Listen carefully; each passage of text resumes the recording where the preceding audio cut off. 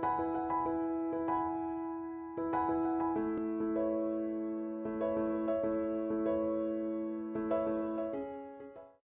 A cyclotron charged particle. Options ನ ಆಮೇಲೆ ನೋಡೋಣ. ಮೊದಲಿಗೆ ಸೈಕ್ಲೋಟ್ರಾನ್ ಸ್ಕಿಮ್ಯಾಟಿಕ್ ಡಯಾಗ್ರಾಮ್ ಏನಿದೆ ಅದನ್ನ ನಾನು ನಿಮ್ಗೆ ತೋರಿಸ್ತಾ ಇದ್ದೀನಿ. ಸೊ ಇಲ್ಲೇನಿದೆ ಇದು ಡಿ ಅಂತ ಕರಿತೀವಿ ನಾವು ಇದನ್ನ. ಓಕೆ, 2 ಡಿಸ್ ಇರುತ್ತೆ. ಸೊ ಡಿಸ್ ಒಳಗಡೆ ಎಲೆಕ್ಟ್ರಿಕ್ ಫೀಲ್ಡ್ ಬರೋದಿಲ್ಲ, ಎಲೆಕ್ಟ್ರೋಸ್ಟಾಟಿಕ್ ಶೀಲ್ಡಿಂಗ್ ಆಗುತ್ತೆ. ಸೊ ಎಲೆಕ್ಟ್ರಿಕ್ ಫೀಲ್ಡ್ ಮತ್ತೆ ಮ್ಯಾಗ್ನೆಟಿಕ್ ಫೀಲ್ಡ್ ಕ್ರಾಸ್ಡ್ ಆಗಿರುತ್ತೆ. ಸೊ ಎಲೆಕ್ಟ್ರಿಕ್ ಫೀಲ್ಡ್ ಡೈರೆಕ್ಷನ್ ನಾನು ನಿಮ್ಗೆ ತೋರಿಸ್ತಾ ಇದ್ದೀನಿ, ಈ ತರ ಇದೆ ಅಂತ ತಗೊಳ್ಳಿ. ಸೊ ಮ್ಯಾಗ್ನೆಟಿಕ್ ಫೀಲ್ಡ್ ಏನಿದೆ coming out of the plane of the screen. So ಈಗ ಪಾಸಿಟಿವ್ ಚಾರ್ಜ್ ಏನಾಗಿದೆ ಅದು ಈ ತರ inside the this circular path ಅಲ್ಲಿ ಫಾಲೋ ಮಾಡ್ತಾ ಇರುತ್ತೆ. ಬಿಟ್ವೀನ್ ದಿ ಡಿಸ್ ಬಂದಾಗ ಎಲೆಕ್ಟ್ರಿಕ್ ಫೀಲ್ಡ್ ಅದರ ಮೇಲೆ ಆಕ್ಟ್ ಆಗೋದ್ರಿಂದ ಅದರ ಸ್ಪೀಡ್ ಏನಾಗುತ್ತೆ ಇನ್ಕ್ರೀಸ್ ಆಗುತ್ತೆ. ಸ್ಪೀಡ್ ಏನಾಗುತ್ತೆ ಇನ್ಕ್ರೀಸ್ ಆಗುತ್ತೆ.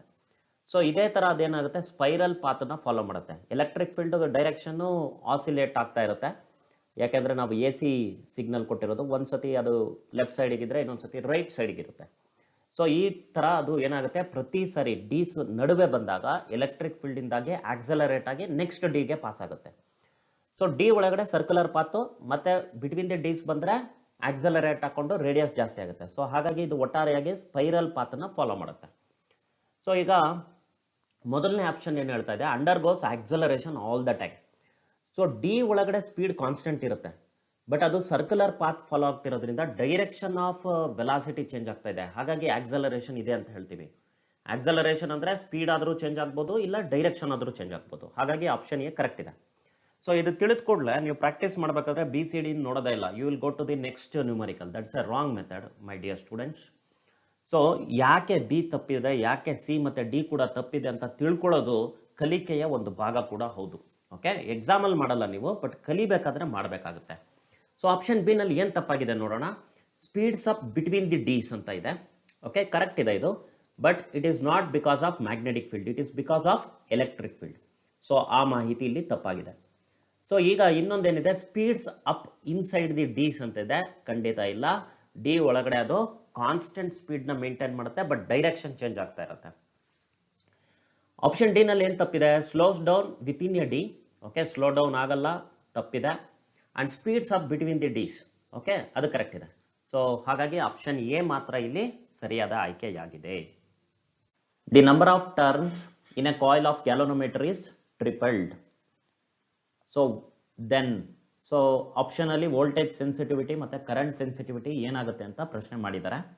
ಸೊ ಕರೆಂಟ್ ಸೆನ್ಸಿಟಿವಿಟಿ ಅಂದ್ರೆ ಡಿಫ್ಲೆಕ್ಷನ್ ಪ್ರೊಡ್ಯೂಸ್ಡ್ ಅಥವಾ ಡಿವಿಷನ್ ಪರ್ ಯೂನಿಟ್ ಕರೆಂಟ್ ಅಂತ ಕರಿತೀವಿ ನಾವು. ಸೊ ಅದಕ್ಕಿರೋ ಫಾರ್ಮುಲಾ ಏನು, N B A divided by K. So ಇಲ್ಲಿ ಎನ್ ಅಂದ್ರೆ number of turns in the coil, B ಅಂದ್ರೆ ಎಕ್ಸ್ಟರ್ನಲ್ ಮ್ಯಾಗ್ನೆಟಿಕ್ ಫೀಲ್ಡ್, ಎ ಅಂದ್ರೆ area of the coil, K ಅಂದ್ರೆ torsional constant of the hair spring. So ಇಲ್ಲಿ clear ಆಗಿ ನಮ್ಗೆ ಏನ್ ಗೊತ್ತಾಗ್ತಾ ಇದೆ, ಎನ್ ಅನ್ನ 3n ಮಾಡಿದ್ರೆ, ಓಕೆ ಎನ್ ಅನ್ನ 3n ಮಾಡಿದ್ರೆ ನಮ್ಗೆ ಕರೆಂಟ್ ಸೆನ್ಸಿಟಿವಿಟಿ ಕೂಡ 3 ಟೈಮ್ಸ್ ಆಗುತ್ತೆ. ಸೊ 3 ಟೈಮ್ಸ್ ಆಗುತ್ತೆ, 3 ಫೋಲ್ಡ್ಸ್ ಇನ್ಕ್ರೀಸ್ ಆಗುತ್ತೆ. ಅದೇ ನಾನು ವೋಲ್ಟೇಜ್ ಸೆನ್ಸಿಟಿವಿಟಿ ಹೇಳೋದಾದ್ರೆ ಅಂದ್ರೆ division per unit voltage applied ಅಂತ ಹೇಳ್ತೀವಿ ನಾವು. Number of division produce per unit voltage applied. ಅದಕ್ಕೆ ಫಾರ್ಮುಲಾ ಏನ್ ಬರುತ್ತೆ, N B A divided by, okay so divided by K R ಅಂತ ಒಂದು ಫಾರ್ಮುಲಾ ಬರುತ್ತೆ. ಸೊ ಇಲ್ಲೂ ಕೂಡ ನೋಡಿದ ತಕ್ಷಣ ನಿಮ್ಗೆ ಏನ್ ಅನ್ಸ್ಬೋದು, ಎನ್ 3n ಆದ್ರೆ ಓಕೆ ವೋಲ್ಟೇಜ್ ಸೆನ್ಸಿಟಿವಿಟಿ ಕೂಡ 3 ಟೈಮ್ಸ್ ಆಗುತ್ತೆ ಅಂತ. But be careful, number of turns ಜಾಸ್ತಿ ಆದ್ರೆ ಲೆಂತ್ ಆಫ್ ದಿ ವೈರ್ ಜಾಸ್ತಿ ಆಗುತ್ತೆ. ಹಾಗಾಗಿ ಆರ್ ಇದೇನಾಗುತ್ತೆ 3r ಆಗುತ್ತೆ. So resistance of the coil ಏನಾಗುತ್ತೆ 3 ಫೋಲ್ಡ್ ಆಗ್ಬಿಡುತ್ತೆ. ಆರ್ ಅನ್ನೋದು ರೆಸಿಸ್ಟೆನ್ಸ್. ಸೊ ಲೆಂತ್ 3 ಟೈಮ್ಸ್ ಆಯ್ತು ನಂಬರ್ ಜಾಸ್ತಿ ಆದ್ರೆ. ಓಕೆ, ನಂಬರ್ 3 ಟೈಮ್ಸ್ ಆದ್ರೆ ಲೆಂತ್ 3 ಟೈಮ್ಸ್ ಆಯ್ತು, ರೆಸಿಸ್ಟೆನ್ಸ್ 3 ಟೈಮ್ಸ್ ಆಯ್ತು. ಹಾಗಾಗಿ this remains constant, that is voltage sensitivity remains constant. ಈ ಆಪ್ಷನ್ ನಾವು ಹುಡುಕ್ಬೇಕಾಗಿದೆ. Okay, so current sensitivity 3 times ಆಗಿದೆ. ಸೊ ಎಲ್ಲಿದೆ ಅದು, ವೋಲ್ಟೇಜ್ ಸೆನ್ಸಿಟಿವಿಟಿ, ಸಾರಿ ಇದಲ್ಲ, voltage sensitivity remains constant and current sensitivity increases by 3 times. So option B ಸರಿಯಾದ ಆಯ್ಕೆ. A current loop of magnetic moment M is in an arbitrary orientation in an external uniform magnetic field B. The work done to rotate the loop by 30 degree about an axis perpendicular to its plane is. So ಒಂದು circular current loop ಇದೆ. ಅದಕ್ಕೆ magnetic dipole moment M ಇದೆ ಅಂತ ಹೇಳ್ತಾ ಇದ್ದಾರೆ. ಅದರ direction ನಮ್ಗೆ ಗೊತ್ತಿದೆ, ಲೂಪಿಗೆ ಪರ್ಪೆಂಡಿಕ್ಯುಲರ್ ಆಗಿ ಇರಬೇಕು. ತೋರಿಸ್ತಾ ಇದ್ದೀನಿ. ಸೊ ಇಂಥ ಲೂಪ್ನ ನಾವೆಲ್ಲಿ ಇಡ್ತಾ ಇದ್ದೀವಿ? ಎಕ್ಸ್ಟರ್ನಲ್ ಮ್ಯಾಗ್ನೆಟಿಕ್ ಫೀಲ್ಡ್ ಅಲ್ಲಿ ಇಡ್ತಾ ಇದ್ದೀವಿ. ಅದು ಯಾವ ರೀತಿ ಇದೆ? ಯೂನಿಫಾರ್ಮ್ ಇದೆ, ಮತ್ತೆ ಅದರ ಡೈರೆಕ್ಷನ್ ಆರ್ಬಿಟರಿ ಅಂತ ಹೇಳ್ತಾ ಇದ್ದಾರೆ. ಸೊ ಈ ಪ್ರಕಾರವಾಗಿ ನಾವೇನ್ ಬರಿತಾ ಇದ್ದೀವಿ? ಬಿ ಮತ್ತೆ ಎಂ ನಡುವೆ ಒಂದು ಆರ್ಬಿಟ್ರರಿ ಆಂಗಲ್ ನ ತೋರಿಸ್ತಾ ಇದ್ದೀನಿ. ಏನದು? ಥೀಟಾ. ಸೊ ಈಗ ಈ ಲೂಪ್ ಏನಿದೆ ಅದು ಹೇಗೆ ರೊಟೇಟ್ ಆಗ್ತಾ ಇದೆ? ಈ ಲೂಪ್ ಹೇಗೆ ರೊಟೇಟ್ ಆಗ್ತಾ ಇದೆ ನೋಡ್ಕೊಳ್ಳಿ. So it is rotating about an axis which is perpendicular to the plane. So ಈ ತರ ರೊಟೇಟ್ ಆಗ್ತಾ ಇದೆ ವಿತ್ ಕಾನ್ಸ್ಟೆಂಟ್ ಆಂಗಲ್ ಅಂತ ಕಾನ್ಸ್ಟೆಂಟ್ ಆಂಗುಲರ್ ಸ್ಪೀಡ್ ಅಂತ ಇಟ್ಕೊಳ್ಳೋಣ. ಸೊ ಇಲ್ಲಿ ನಮಗೆ ಎಂ ಕಾನ್ಸ್ಟೆಂಟ್ ಇದೆ, ಬಿ ಕಾನ್ಸ್ಟೆಂಟ್ ಇದೆ ಈ ತರ ಕೇಸಲ್ಲಿ, ಮತ್ತೆ ಥೀಟಾ ಕೂಡ ಕಾನ್ಸ್ಟೆಂಟ್ ಇದೆ. ಸೊ ಹಾಗಾಗಿ ಪೊಟೆನ್ಷಿಯಲ್ ಎನರ್ಜಿಗೆ ಏನ್ ಫಾರ್ಮುಲಾ ಇದೆ? Minus M B cos theta ಅಂತಿದೆ. That remains same. So M B cos ಥೀಟಾನೇ ಇರುತ್ತೆ ಯಾವಾಗಲೂ. Minus M B cos theta is the potential energy associated with this loop. What is the change in potential energy ಅಂತ ಕೇಳಿದ್ರೆ ನಾನು 0 ಅಂತ ಹೇಳಬೇಕಾಗುತ್ತೆ. So ನಮಗೆ ಅಕಸ್ಮಾತ್ ವರ್ಕ್ ಮಾಡಿದ್ರೆ there should be change in potential energy ಅಂತ ಹೇಳ್ತೀವಿ. Since the change in potential energy of this loop is 0, the work done is also equal to 0. So ಹಾಗಾಗಿ ಸರಿಯಾದ ಆಯ್ಕೆ option D. In a permanent magnet at room temperature. So options ಓದಿದ್ರೆ ಗೊತ್ತಾಗುತ್ತೆ ನಿಮಗೆ. Magnetic moment ಬಗ್ಗೆ ಅವ್ರ ಮಾಹಿತಿ ಕೇಳ್ತಾ ಇದ್ದಾರೆ. ಆಪ್ಷನ್ ಎ ನಲ್ಲಿ ಏನಿದೆ? Magnetic moment of each molecule is 0. ಸಾಧ್ಯನೇ ಇಲ್ಲ. ಪ್ರತಿಯೊಂದು ಮಾಲಿಕ್ಯೂಲ್ಗೂ ಅದರದೇ ಆದ ಮ್ಯಾಗ್ನೆಟಿಕ್ ಮೂಮೆಂಟ್ ಇರುತ್ತೆ. The individual molecules have non zero magnetic moment. Correct ಇದೆ. Which are all perfectly aligned. Perfect ಆಗಿ ಅಲೈನ್ ಆಗಕ್ಕೆ ಸಾಧ್ಯ ಇಲ್ಲ ಅಟ್ ರೂಮ್ ಟೆಂಪರೇಚರ್. ಯಾಕೆಂದ್ರೆ ಥರ್ಮಲ್ ಅಜಿಟೇಷನ್ ಇರ್ತದೆ, ಹಾಗಾಗಿ ಅಲೈನ್ಮೆಂಟ್ ಅಲ್ಲಿ ಸ್ವಲ್ಪ ಡಿಸ್ಟರ್ಬ್ ಆಗಿರುತ್ತೆ because of thermal energy. So option C, domains are partially aligned. Yes, correct ಇದೆ. Domains R all perfectly aligned. So perfect ಆಗಿ ಅಲೈನ್ ಆಗಿರಲ್ಲ, ಪಾರ್ಷಿಯಲ್ ಆಗಿ ಅಲೈನ್ ಆಗಿರುತ್ತೆ. ಆಪ್ಷನ್ ಸಿ ಸರಿಯಾದ ಆಯ್ಕೆ. Coercivity of a magnet where the ferromagnet gets completely demagnetized is 3 into 10 to the power 3 ampere per meter. The minimum current required to be passed in a solenoid having 1000 turns per meter so that magnet gets completely demagnetized when placed inside the solenoid is. So coercivity andre eno? Coercivity andre it is the reverse magnetic intensity needed to completely demagnetize ferromagnetic material. ಅಂದ್ರೆ ಹೆಚ್ಚು ಎಷ್ಟಿರಬೇಕು ಅಂತ ಹೇಳ್ತೀವಿ ನಾವು, ಹೌದಾ? So ಹೆಚ್ಚಿಗೆ ಬರ್ತಕ್ಕಂಥ formula ಏನಿದೆ ಅದು n ಇಂಟು ಐ. ಸೊ ಇವ್ರು ಕೊಟ್ಬಿಟ್ಟಿದ್ದಾರೆ ಎಷ್ಟು ಇರಬೇಕು ಅಂತ ಹೇಳ್ತಾ ಇದ್ದಾರೆ. 3 ಇಂಟು 10 to the power 3 ಇರಬೇಕು ಅಂತ ಹೇಳ್ತಾ ಇದ್ದಾರೆ. ಓಕೆ, ಸೊ ಈಗ n ಕೂಡ ಕೊಟ್ಬಿಟ್ಟಿದ್ದಾರೆ. ಸೊ n ಎಷ್ಟಿದೆ? 1000. ಐ ಎಷ್ಟು ಅಂತ ಪ್ರಶ್ನೆ ಮಾಡ್ತಾ ಇದ್ದಾರೆ. ಸೊ ಇದನ್ನ ನಾನು ಸಾಲ್ವ್ ಮಾಡ್ತಾ ಇದ್ದೀನಿ. So 3 into 10 to the power 3. So 10 power 3 ಇದೆ, ಇಲ್ಲಿ 1000 ಇದೆ, ಕ್ಯಾನ್ಸಲ್ ಆಯ್ತು. ಐ ಏನಾಯ್ತು? 3 ಅಂತ ಆಯ್ತು. So 3 ampere is the answer. Which of the following nuclei has shorter mean life? ಇಲ್ಲಿ rate of disintegration versus time graph ಕೊಟ್ಟಿದ್ದಾರೆ. ರೇಡಿಯೋ ಆಕ್ಟಿವ್ ಡಿಕೆ ಎಲ್ಲ ನಮಗೆ dN/dt ಅಂದ್ರೆ ರೇಟ್ ಆಫ್ ಡಿಸಿಂಟಿಗ್ರೇಷನ್ ಏನಂತ ಹೇಳ್ಕೊಡುತ್ತೆ? ಮೈನಸ್ ಲ್ಯಾಂಬ್ಡಾ ಟೈಮ್ಸ್ ಎನ್ ಅಂತ ಹೇಳುತ್ತೆ. Lambda ಅಂದ್ರೆ ಡಿಕೆ ಕಾನ್ಸ್ಟೆಂಟ್, ಎನ್ ಅಂದ್ರೆ undecayed nuclei present at that moment. Negative sign ಏನ್ ಹೇಳುತ್ತೆ? dN/dt ಏನಿದೆ ಅದು ಕಡಿಮೆ ಆಗ್ತಾ ಹೋಗುತ್ತೆ ಟೈಮ್ ಪಾಸ್ ಆದಂಗೆಲ್ಲ, ಎನ್ ಕೂಡ ಕಡಿಮೆ ಆಗ್ತಾ ಹೋಗುತ್ತೆ. ಇದು ನಮಗೆ ಗೊತ್ತಿರ್ತಕ್ಕಂಥದ್ದು. ಸೊ ಇಲ್ಲಿ ರೇಟ್ ಆಫ್ ಡಿಸಿಂಟಿಗ್ರೇಷನ್ ಯಾವುದಕ್ಕೆ ಬಹಳ ಬೇಗ ಬೇಗ ಕಡಿಮೆ ಆಗ್ತಾ ಇದೆ? ಹೇಗೆ? ಅದರ ಅರ್ಥ ಏನು? ಲ್ಯಾಂಬ್ಡಾ ಮ್ಯಾಕ್ಸಿಮಮ್ ಇರೋದು ಯಾವುದಕ್ಕೆ? ಲ್ಯಾಂಬ್ಡಾ ಮ್ಯಾಕ್ಸಿಮಮ್ ಇರೋದು ಯಾವುದಕ್ಕೆ? ಹೇಗೆ? ಸೊ ಈಗ ಅವ್ರು ಕೇಳ್ತಾ ಇರೋದು ಮೀನ್ ಲೈಫ್ ಬಗ್ಗೆ. ಸೊ ಮೀನ್ ಲೈಫ್ ಅಂದ್ರೆ ನನಗೆ ಫಾರ್ಮುಲಾ ಏನು ಗೊತ್ತಿದೆ? Reciprocal of decay constant. So decay constant maximum ಇದ್ರೆ ಮೀನ್ ಲೈಫ್ ಶಾರ್ಟರ್ ಇರುತ್ತೆ ಅಥವಾ ಮಿನಿಮಮ್ ಇರುತ್ತೆ. ಸೊ ಯಾವ್ದಕ್ಕೆ ಮಿನಿಮಮ್ ಇರುತ್ತೆ? ಹೇಗೆ? ಸೊ ಸರಿಯಾದ ಆಯ್ಕೆ option A. The conductivity of semiconductor increases with increase in temperature because. So ಇಲ್ಲಿ ಕಾನ್ಸೆಪ್ಟ್ ಮೊದಲು ಹೇಳ್ಬಿಡ್ತೀನಿ, ಆಮೇಲೆ ಆಪ್ಷನ್ಸ್ ಓದ್ತಾ ಬರೋಣ. ಸೊ ಕಂಡಕ್ಟಿವಿಟಿಗೆ ಇರ್ತಕ್ಕಂತಹ ಫಾರ್ಮುಲಾ ಈ ತರ ಇದೆ. Sigma is equal to NE² tau divided by M. ಇದು ಕರೆಂಟ್ ಎಲೆಕ್ಟ್ರಿಸಿಟಿ ಚಾಪ್ಟರ್ ಅಲ್ಲಿ ನಾವು ಕಲ್ತ್ಕೊಂಡಿದ್ದೀವಿ. ಸೊ ಇಲ್ಲಿ ಎನ್ ಅಂದ್ರೆ number density of charge carriers, ಅಂದ್ರೆ 1 ಮೀಟರ್ ಕ್ಯೂಬ್ ಅಷ್ಟು ವಾಲ್ಯೂಮ್ ಅಲ್ಲಿ ಎಷ್ಟು ಚಾರ್ಜ್ ಕ್ಯಾರಿಯರ್ಸ್ ಇದೆ ಅಂತ. ಇ ಅಂದ್ರೆ charge of each charge carriers. So free electron ಆಗಿತ್ತು, ಅದಕ್ಕೆ ಇಲ್ಲಿ ಇ ಅಂತ ಬರುತ್ತೆ. ಟೌ ಅಂದ್ರೆ ಅವರೇಜ್ ರಿಲ್ಯಾಕ್ಸೇಷನ್ ಟೈಮ್, ಅಂದ್ರೆ ಸಕ್ಸೆಸಿವ್ ಕೊಲಿಷನ್ ನಡುವೆ ಫ್ರೀ ಎಲೆಕ್ಟ್ರಾನ್ಸ್ ಮೂವ್ ಆಗ್ಬೇಕಾದ್ರೆ ಸಕ್ಸೆಸಿವ್ ಕೊಲಿಷನ್ ನಡುವೆ ಎಷ್ಟು ಟೈಮ್ ಗ್ಯಾಪ್ ಇದೆ ಅಂತ. ಎಂ ಅಂದ್ರೆ mass of the charge carriers. Okay, ಇಲ್ಲಿ ಎರಡು ವಿರುದ್ಧವಾಗ ಇರತಕ್ಕಂಥ ಅಂಶ ಇದೆ, ನೀವು ಗಮನಿಸಬೇಕು. ಈಗ ಟೆಂಪರೇಚರ್ ಜಾಸ್ತಿ ಆಯಿತು ಅಂತ ಇಟ್ಕೊಳ್ಳೋಣ. ಟೆಂಪರೇಚರ್ ಜಾಸ್ತಿ ಆಯಿತು. ಟೆಂಪರೇಚರ್ ಜಾಸ್ತಿ ಆದರೆ ಕೊಲಿಷನ್ಸ್ ಜಾಸ್ತಿ ಆಗುತ್ತೆ. ನಂಬರ್ ಆಫ್ ಕೊಲಿಷನ್ಸ್ ಜಾಸ್ತಿ ಆದರೆ ಏನಾಯಿತು, ಒಂದು ರೀತಿಯಲ್ಲಿ ನೋಡೋದಾದ್ರೆ ಟೌ ಕಡಿಮೆ ಆಗುತ್ತೆ. ಸೊ ಟೌಗೂ ಸಿಗ್ಮಾಗೂ ಏನು ರಿಲೇಷನ್ ಇದೆ, ಡೈರೆಕ್ಟ್ಲಿ ಪ್ರೊಪೋರ್ಷನಲ್, ಹೌದಾ? ಹಾಗಾಗಿ ಟೌ ಕಡಿಮೆ ಆಗೋದ್ರಿಂದ ಸಿಗ್ಮಾ ಕಡಿಮೆ ಆಗಬೇಕು. ಇದು ಒಂದು ರೀತಿಯ ಕತೆ.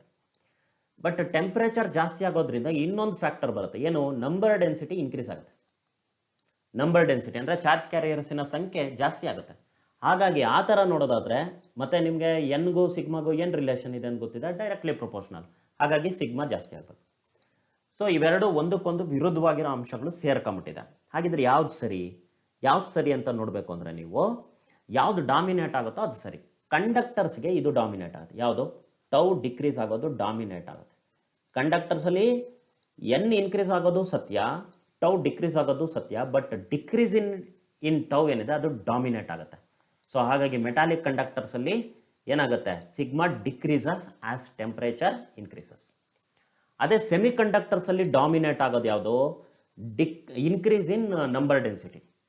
ಸೊ ಟೌ ಕಡಿಮೆ ಆಗುತ್ತೆ, ಅದು ಒಪ್ಕೊಳ್ತೀನಿ, ಬಟ್ ಅದಕ್ಕಿಂತ ಡಾಮಿನೇಟ್ ಆಗಿರ್ತಕ್ಕಂಥದ್ದು ಯಾವುದು, ಇನ್ಕ್ರೀಸ್ ಇನ್ ನಂಬರ್ ಡೆನ್ಸಿಟಿ. ಹಾಗಾಗಿ ಸೆಮಿ ಕಂಡಕ್ಟರ್ಸ್ ಅಲ್ಲಿ ಟೆಂಪರೇಚರ್ ಇನ್ಕ್ರೀಸ್ ಆದ್ರೆ ಕಂಡಕ್ಟಿವಿಟಿ ಇನ್ಕ್ರೀಸ್ ಆಗುತ್ತೆ.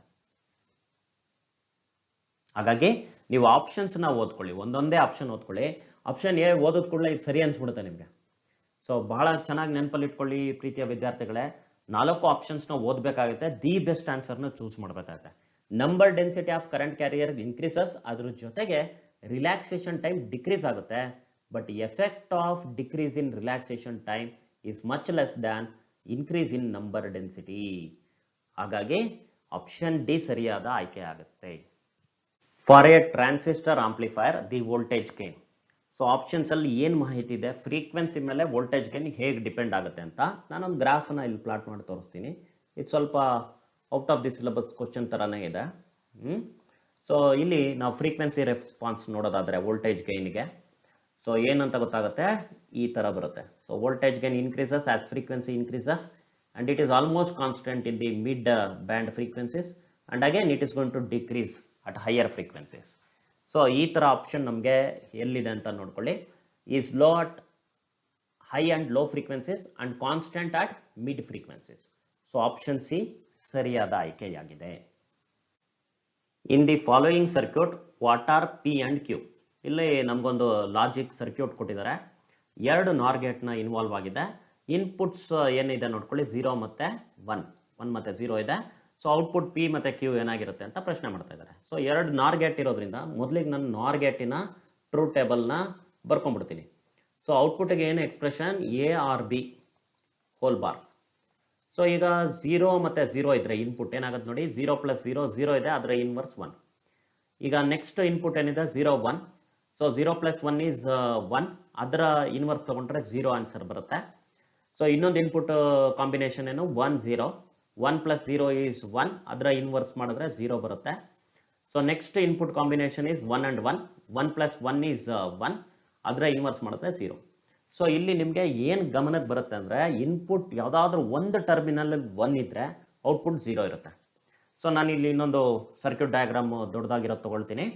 ಸೊ ಇಲ್ಲಿ ಇದನ್ನ ನಾರ್ ಗೇಟ್ 1 ಅಂತ ತಗೊಳ್ಳೋಣ, G1 ಅಂತ. ಇದು ನಾರ್ ಗೇಟ್ 2 G2 ಅಂತ ತಗೊಳ್ಳೋಣ. ಸೊ G1ಗೆ 1 ಇನ್ಪುಟ್ ಆಲ್ರೆಡಿ 1 ಆಗಿದೆ. ಸೊ ಇಟ್ ಡಸಂಟ್ ಮ್ಯಾಟರ್ ಎರಡನೇ ಇನ್ಪುಟ್ ಏನಾಗಿದೆ ಅಂತ, ಇದ್ರ ಔಟ್ಪುಟ್ ಯಾವಾಗಲೂ 0 ಇರುತ್ತೆ. ಓಕೆನಾ? ಈಗ ಗೇಟ್ 2 ನೋಡ್ಕೊಳ್ಳಿ, ಅದಕ್ಕೆ ಒಂದು ಇನ್ಪುಟ್ 0 ಆಯಿತು, ಇನ್ನೊಂದು ಇನ್ಪುಟ್ ಕೂಡ ಇಲ್ಲಿಂದ ಬಂದಿದೆ ನೋಡಿ, ಇಲ್ಲಿಂದ ಬಂದಿದೆ 0. ಸೊ 0 ಮತ್ತೆ 0 ಇನ್ಪುಟ್ ಆದಾಗ ಔಟ್ಪುಟ್ ಏನಿರುತ್ತೆ 1. ಸೊ ಪಿ 0 ಇರಬೇಕು, ಕ್ಯೂ 1 ಇರಬೇಕು. ಆ ಆಯ್ಕೆ ಇಲ್ಲಿದೆ, ಆಪ್ಷನ್ ಸಿ, ಅದು ಸರಿಯಾದ ಉತ್ತರ. An antenna uses electromagnetic waves of frequency 5 MHz. For proper working, the size of the antenna should be. So size of the antenna ಏನಿದೆ ಅಥವಾ antenna height ಏನಿದೆ, that should be minimum of length equal to λ/4 ಅಂತ concept ನಮ್ಗೆ ಹೇಳುತ್ತೆ.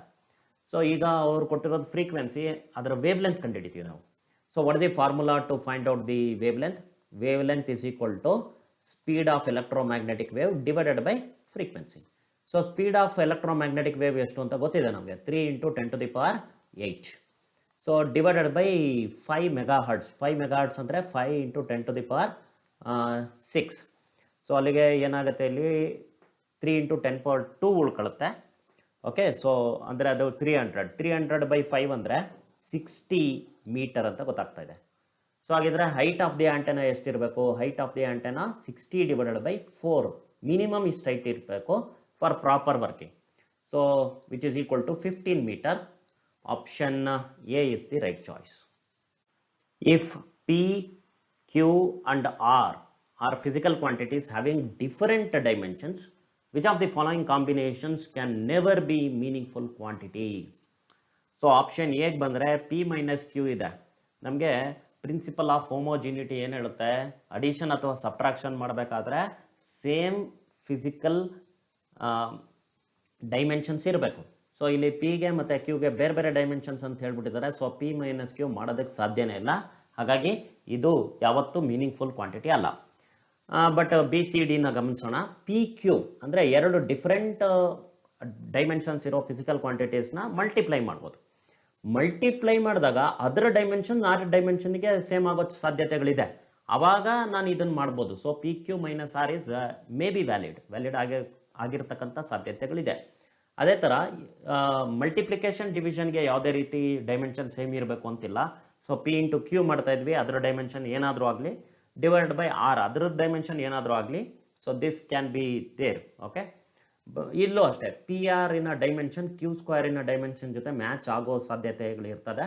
ಆವಾಗ ಇದು ಕೂಡ valid quantity ಆಗ್ತದೆ. ಸೊ ವ್ಯಾಲಿಡ್ ಕ್ವಾಂಟಿಟಿ ಯಾವ್ದು ಆಗೋದಕ್ಕೆ ಸಾಧ್ಯನೇ ಇಲ್ಲ ಅಂದರೆ option A. The given graph shows the variation of velocity with position for a particle moving along a straight line.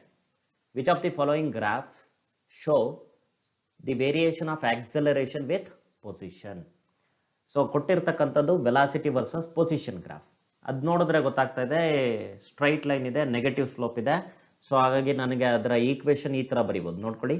V is equal to -mx + V0. ಹೌದಾ? ಈ ಥರ ಒಂದು ಈಕ್ವೇಶನ್ ಬರಿಬೋದು ಅಲ್ಲಿಗೆ, ರೈಟ್? ಸೊ ಇದನ್ನ ಡಿಫ್ರೆನ್ಶಿಯೇಟ್ ಮಾಡ್ತೀನಿ with respect to time. So ಅಂದರೆ dv/dt ಆಗುತ್ತೆ. dv/dt ಅಂದ್ರೆ ಏನು?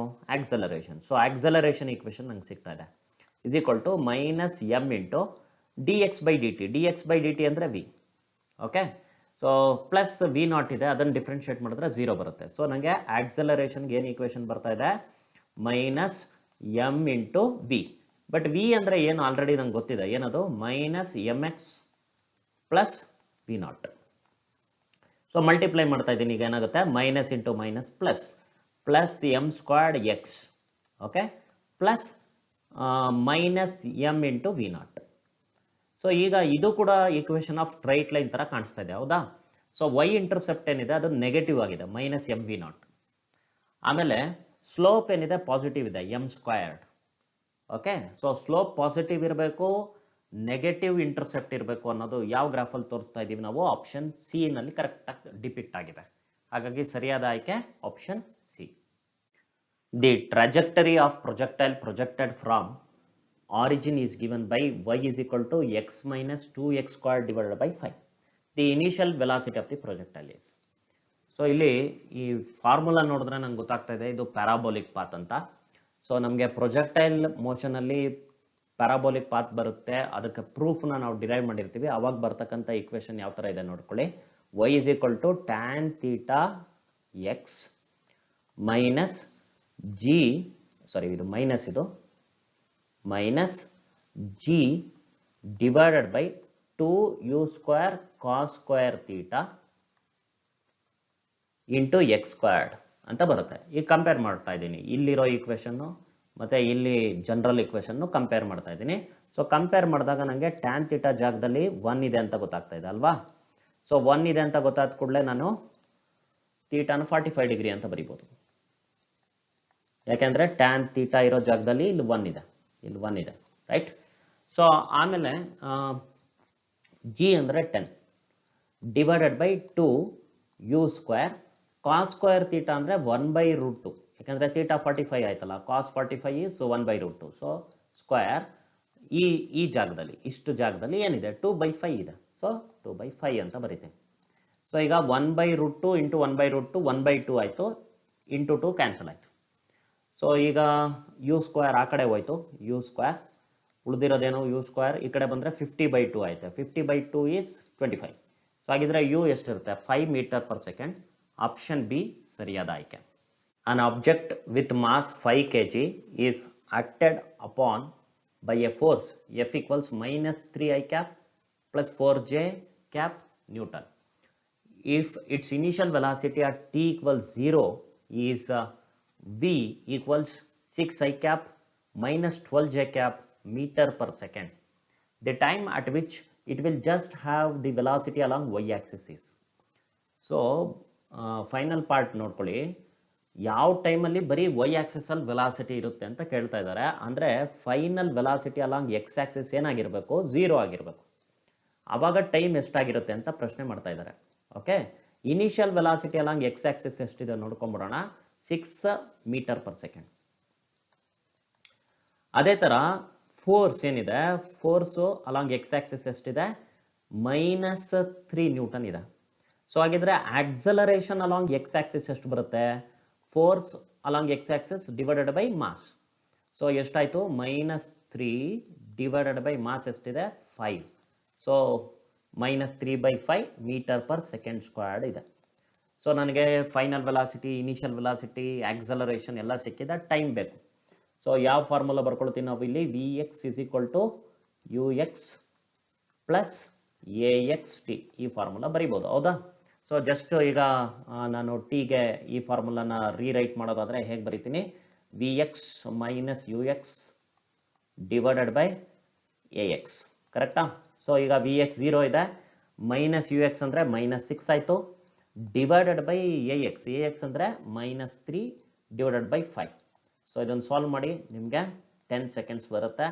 ಸೊ ಆಪ್ಷನ್ ಯಾವುದು ಬಿ ಸರಿಯಾದ ಆಯ್ಕೆ. During inelastic collision between two objects, inelastic collision ನೆನಪಲ್ಲಿ ಇಟ್ಕೊಳ್ಳಿ, which of the following quantity always remains conserved. So inelastic collision ಅಲ್ಲಿ only linear momentum is conserved ಅಂತ ಗೊತ್ತಿದೆ, ಹಾಗಾಗಿ ಸರಿಯಾದ ಆಯ್ಕೆ ಆಪ್ಷನ್ ಸಿ.